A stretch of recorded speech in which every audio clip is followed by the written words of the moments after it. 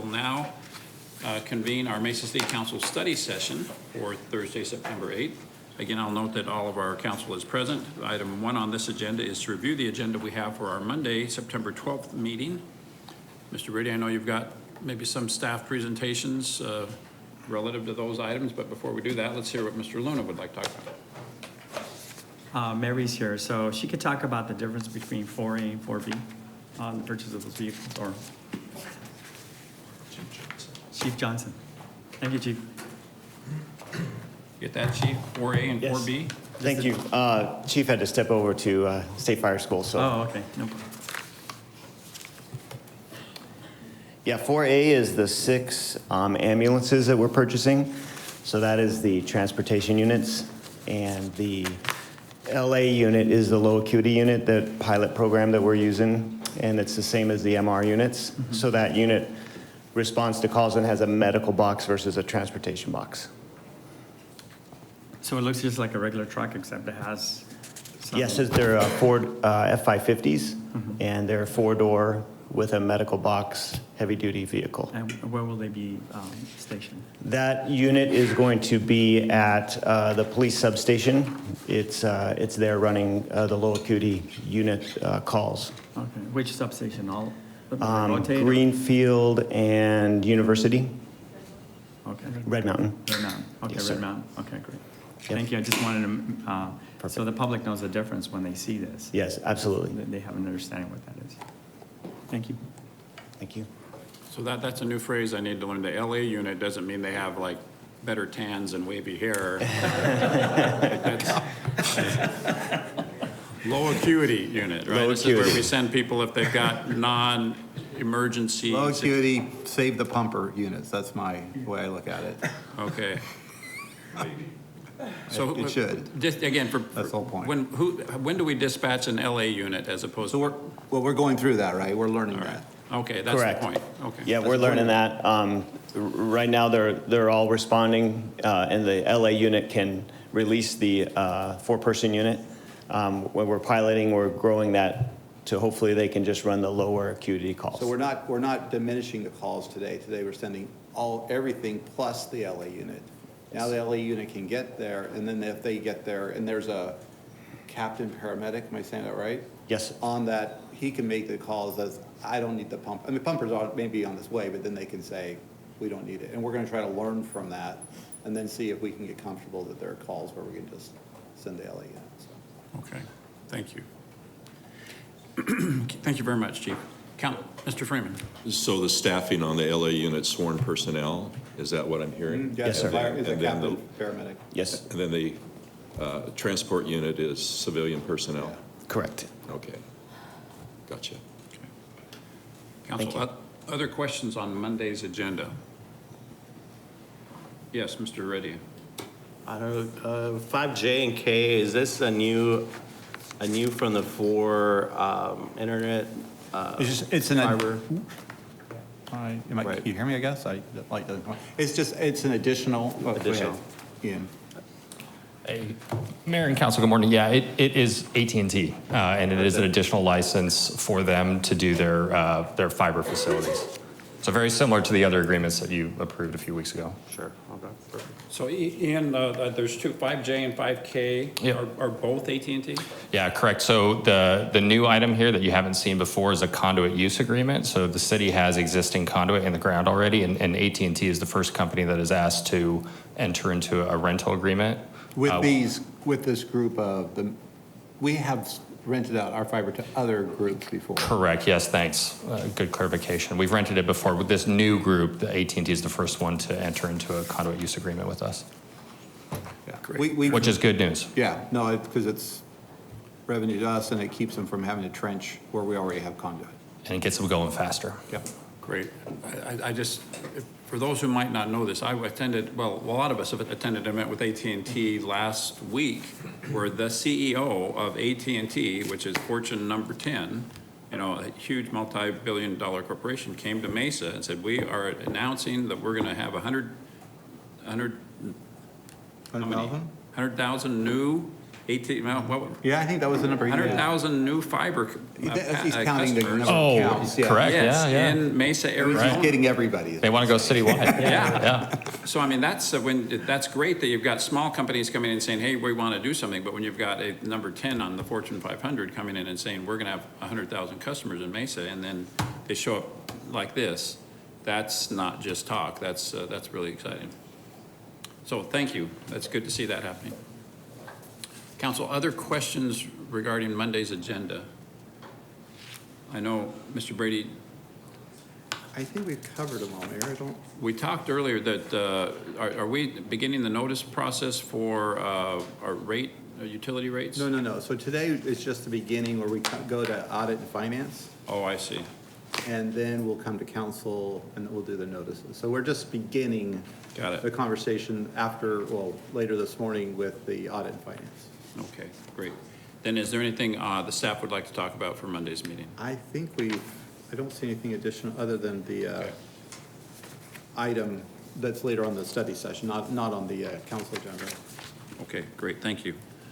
Moving on then, item 2A is a presentation to provide direction and approving and dedicating Martin Luther King Jr. and Colley Cesar Chavez honorary street signs in Mesa. Colley. Colley. It's like a Y sound. I'm about to call you every time I need to say this. Colley. I- Like a Y, Okay, like Toyota. I'm going to stop saying it. We don't. Andrea, Good morning, Mayor and Council. Andrea Alacote, Diversity and Special Projects Manager here at the city. And with me, Eric Gradarian, Deputy Transportation Director. And we have RJ also in the back, RJ Zeter, our Transportation Director, here to support with any questions. Very happy to be here with you this morning on another impactful community engagement initiative. We are looking to propose some dedicated honorary street signs and area dedications this morning. The request came in from the community. There were some supportive organizations that had been having some conversations in the past couple of years, and we did receive a formal request from the Visit Mesa Board to consider this.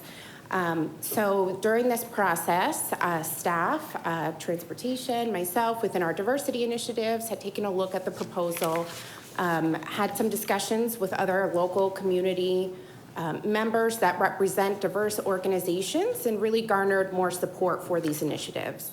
So honorary street signs, there are similar designations in local cities here in Arizona, such as Phoenix, Glendale, Peoria, and then of course, many of the top national cities across our nation also commemorate and honor individuals through honorary street signs. They celebrate historical leaders, and they also create a sense of community within the areas that they are featured in. So today we are proposing 2 street signs, Martin Luther King Jr. Street and Calle Cesar Chavez. So just to kind of discuss with you this morning what those street signs will look like and represent in our community, what they will be in alignment with our standard street signs and displayed in perpetuity. So they will meet all of the street regulations for signage as it currently operates today. They will be fixed to existing traffic signal infrastructure, particularly the locations that we have selected have had improvements or are going to be receiving improvements. They create a geographical relationship of that street with the area and the contributions that the honorary has made.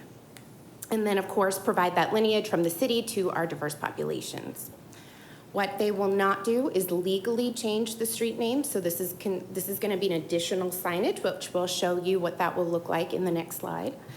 It will not be illuminated or otherwise distracting. So the main legal street sign will still be your illuminated street sign to make sure that at night and for public safety purposes, that sign is the sign that folks will associate with the street. But it will have a significant presence, so that way those can see that it is a significant contribution from the city to that particular placemaking. So once again, it will not cause any disruption with the public safety calls or responses. The sign itself will also include the additional messaging that it is an honorary street. And then it will not be located on any private property. So we're looking at only fixing this to major street signs. So here is a very high-tech mock-up of what this street sign will look like.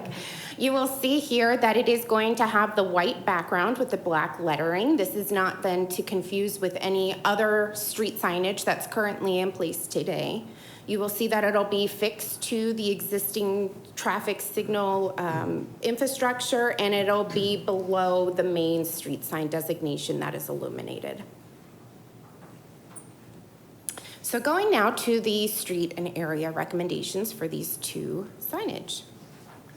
For the Martin Luther King Jr. Street recommendation, we currently have had a lineage within our city of the annual Martin Luther King Jr. parade and festival that occurs. This January will actually be the 25th year that this is occurring down Center Street in our community. So the proposal for this extension is going to be on Center Street between University Drive and First Avenue. You will see that there is a legal street up here towards the top, just under University Drive, where we do have currently the Martin Luther King Jr. Way. The proposal to have it go down center is supported by the Martin Luther King Jr. Celebration Committee, which is the committee that had petitioned to have the legal street name changed. But it is also supported, again, by other various organizations, past members from that organization. And again, it helps to cement the history that this parade and festival and this organization has had in our community. Just to highlight the relation with our city as a municipality, you can see that we have our Mesa Amphitheater, our City Plaza buildings, and our Mesa Art Center, all as visible features off of this particular path. And so that is going to help, again, cement the programming that we have, the visibility within our community, and the relation to the city as an organization. There will be 5 streetlights that the signage will be affixed to that are currently in place, and you see those marked along the path. The recommendation for the calle Cesar Chavez, this particular recommendation was supported by many local leaders from our Hispanic and Latino community. We had went with multiple proposals for this particular location because we have a much larger footprint here in the city of Mesa that is touching this particular demographic. And we wanted to make sure that this was not an area that was selected just by the city, but that, of course, once again, received additional feedback from the community. So we had proposed several different locations. This is the area that is most supported, and I will be discussing additional community engagement efforts in upcoming slides, but we will be moving forward with the recommendation that Hispanic leaders had chosen for us. So it will be along Broadway Road between Mesa Drive and Stapley. Once again, you can see that there are 4 major light fixtures that are, the signage will be going on. There is currently, through transportation and infrastructure development, capital improvement project that is going to be enhancing the street on Broadway, and so this will be part of that enhancement. Additionally, you can see that our Eagles Recreation Community Facility, once again, is in proximity of this particular roadway and gives us a lot more opportunity for future programming and ways to fold in the dedication. So with that, next steps. If we receive your support today to continue to move forward with these 2 honorary street signs, we will be conducting a community engagement period between mid-September, starting today, until about mid-October, where we will be holding some additional presentations to boards and committee groups. There will be some notifications to the surrounding area and businesses that it will be impacting, giving them an overview of that will not, that it will not be conducting a legal street name once again, that we will be making sure that they are positively impacted by this and part of the community process. There will be some localized communications to neighborhood leaders and stakeholders in those surrounding neighborhoods. And then, of course, an open public comment period where any remarks can be made. We encourage folks to either email the diversity.info@mesaaz email box or can call me directly at 480-644-5034. And then should we, once again, receive your positive recommendation to move forward, we would be looking to host some dedication ceremonies for the unveiling of the signage. We would like to extend the invitation to the honorees' family members to come participate as part of that, and then work with those community organizations in the neighborhoods to be able to come out and celebrate with us. So with that, happy to address any questions. Great, thank you very much. I know we've got some comments. Mr. Luna? Thank you, Andrea. Thank you, Eric.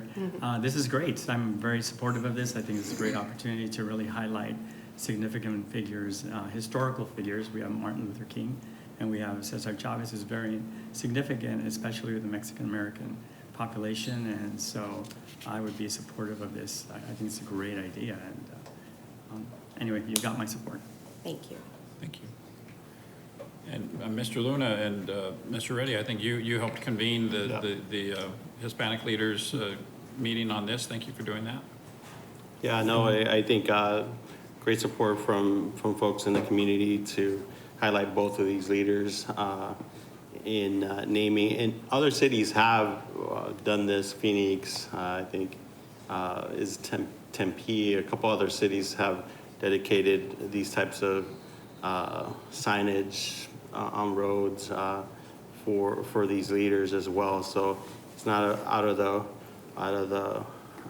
normal process, but I think especially Cesar Chavez, being born and raised in my hometown of Yuma, Arizona, I think it's my parents coming from a farm worker background, working in the fields. I think, and actually my uncles marched along with Cesar Chavez during the 60s and 70s. And so I think it's a good significance in our community here, specifically in Arizona, as far as what he did for farm worker families and extended families out there. So I think we'll see what other members in our community say about us dedicating this, but I think it's a positive move forward for us to look at this and take action. So I'm fully supportive of this. So Thank you. Mayor, Yes, Mr. Luna. thank you. And you brought something up during the convening of Hispanic leaders. We brought the idea, the city brought the idea about street naming, and it received unanimous support. And these are individuals that have lived in Mesa for many, many years, and really relish the opportunity to support something like this in our community. So again, Cesar Chavez is a historical figure, very significant to the Mexican Americans that have lived here, and certainly for civil rights. So very much in support of this. Thank you. Thank you. Thank you. Ms. Spilsbury? Yeah, I just also wanted to offer my support in this. I think it's really powerful to these communities that have done so much for our city, and it's a perfect representation of what we value in Mesa, and it goes with our Together Mesa theme that we have. So I just wanted to offer my support as well. I think it's a great idea, and fun that every time you would drive by those street signs to see that. So thank you. Thank you. Mr. Freeman? So I have a question for Eric. He's been there very quiet all this time. So I'm a person, I like to look at 100 blocks and addresses on signage. And so I know the green sign has the address or 100 blocks. Is there any way to incorporate, or do you feel the need to incorporate that type of numbering system on the sign itself? Mayor, council member, I think, we want to make sure that these signs are designated as honorary, and with the street sign will be directly above with the 100 block.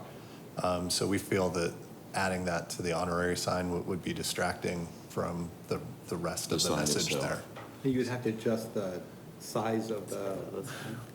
Possibly. Yeah. These honorary street name signs are going to be rather large because, especially the Martin Luther King Jr. Street, is a lot of words. So I think, we're trying to, every single one of these locations will have that addressing on the normal street name sign right above it. So we weren't looking at adding it to the honorary street name Well, sign. that was my question. I just want to make sure it's not confusing to drivers. They can see the signage, and then, you know, obviously the street name is there as well with the 100 block.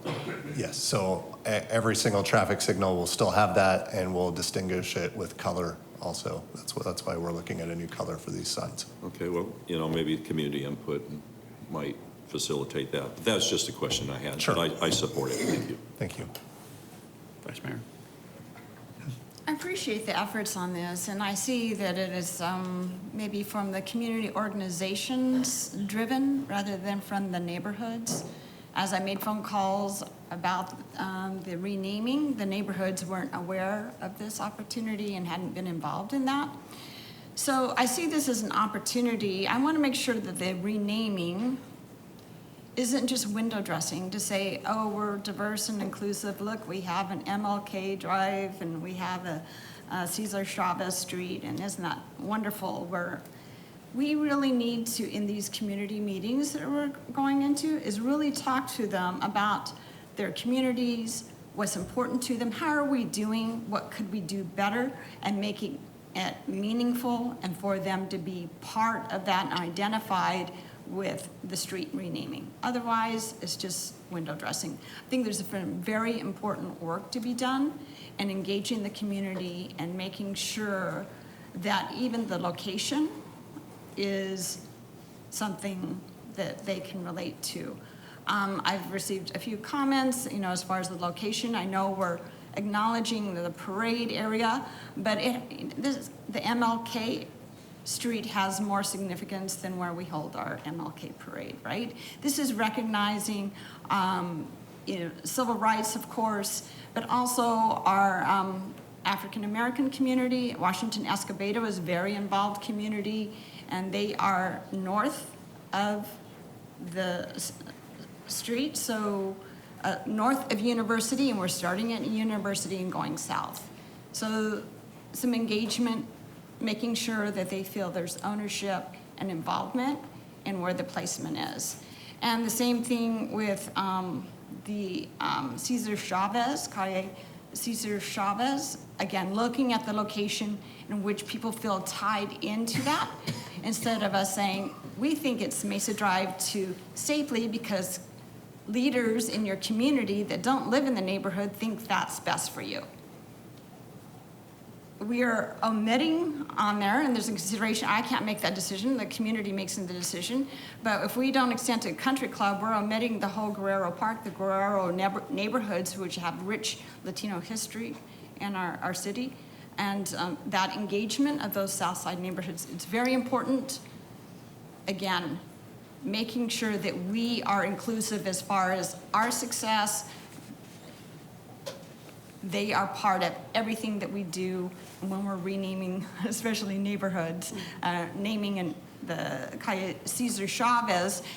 They need to be tied into that, part of that process, have a meaningful engagement, and how can we serve their communities better? How are we doing? And one of my big concerns about our success in downtown is making sure that we are inclusive to provide opportunity to everybody. We have a lot yet to learn. So I want this to be more than window dressing. I want it to be really a rich community engagement that makes our city better. Thank you. Thank you. Any other comments? I'll just add my support to this. I think that it's particularly significant that we're celebrating our 25th anniversary of our MLK celebration. So I think it's wonderful that the timing of this is coinciding with that.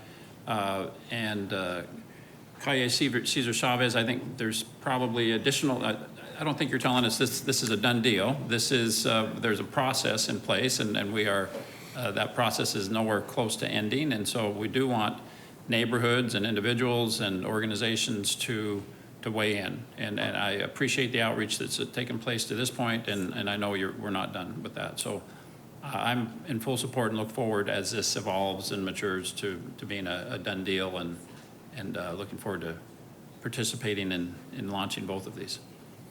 Anything else, Andrea? Yes, no, thank you very much, Mayor, Council, for all of your feedback, Vice Mayor. We will certainly, again, this is just looking for your recommendation today to be able to move forward with that community engagement piece with the public. We've certainly started to have conversations with those organizations, as once again, they are the ones that came to the city really with this initial request. And so we wanted to be able to put some bones to that request and be able to have an actual proposal to go to the community with. So we will be conducting, starting today, we are going to be having an open comment period. We will definitely encourage members of the public to voice their opinions and thoughts, and so that way then we can be really comprehensive in the area that is selected. There will be that outreach again. We are within both street area designations. We're going to be contacting both local leaders, neighborhood leaders, notifying the businesses that are within that proximity, notifying the neighborhood that they're able to submit public comment, and we will take that all into consideration, in addition to the ongoing support from the different organizations that we've already been in communication with. So that will help cement the area that's located, the area is located, and certainly that can be open for future discussion, whether it will be just the streets that are proposed or expanded upon. Okay, thank you very much. We'll look forward to seeing this develop. Thank you very much, Mayor, Council. Council, next item on our agenda is item 3, to acknowledge receipt of various meeting minutes and insurance documents as required by statute. Is there a motion to that effect? Thank you, Ms. Pillsbury, seconded by Mr. Luna. All in favor, please say aye. Aye. Any opposed? Thank you. That passes unanimously. Next item is current events and conferences attended. Council members, anything you'd like to share with us? Mr. Luna? Just really quickly, I want to thank Amanda Freeman, as well as Lieutenant Stan Wilbur, for being a panelist during the Arizona League of Cities on the 911 response team for our mental health. So thank you, Amanda, for your efforts, and Solari, and they did a really good job. And in fact, my council member here was with me, Spilsbury, and thank you for your support, as well as our city manager. But we had a good turnout, and again, proud of Mesa and what they're doing with mental health. Great, thank you. Yeah, I was there as well, and it was a good job. Thank you for your great presentation. Anything else you'd like to share with this council? Vice Mayor? I believe most of us were at the Arizona League of Cities and Towns, and I think I really enjoy. It's so hard to get away to try to attend these sessions, but they were very worthwhile, and I appreciate the opportunity and being there. I learned some great things about what we can do better in affordable housing and water, understanding that in more depth and where the opportunities are that are very important, and the convening of experts in other cities. It was very meaningful. Also, yesterday I attended Fiesta Police Department put on a country club corridor business meeting, gathering with the business owners along the country club corridor. Golfland Sunsplash hosted us. And, that's a challenged area of our city along Country Club and the US 60. But Fiesta PD and the businesses are making significant progress in making it safer and minimizing problems there. Things are doing very well, knock on wood. But I appreciate the work of all the business owners collaborating, and Fiesta working with them to do the work that's needed in that area. Thank you. Thank you. Other items to discuss under this agenda item? All right, thank you. Mr. Brady, what does our schedule of future events look like? Mayor, I think we've already mentioned the Audit and Finance Committee, Finance and Enterprise Committee, meeting after the executive sessions today. Again, our next council meeting will be for a study session and council meeting on Monday, September 12th. And just a reminder that this Friday, September 9th, from 6 to 10, is the Arts Center's MAC season kickoff festival. So I invite everybody to come down. It's a free event, and lots of music, food, and new art exhibits. Thank you. Great. Thank you. The next item on our agenda is to convene an executive session for our annual reviews of the city auditor, city clerk, and manager. Is there a motion to go into executive session? Thank you, Mr. Luna, seconded by Mr. Freeman. All in favor, please say aye. Aye, thank you. We will now go into executive session.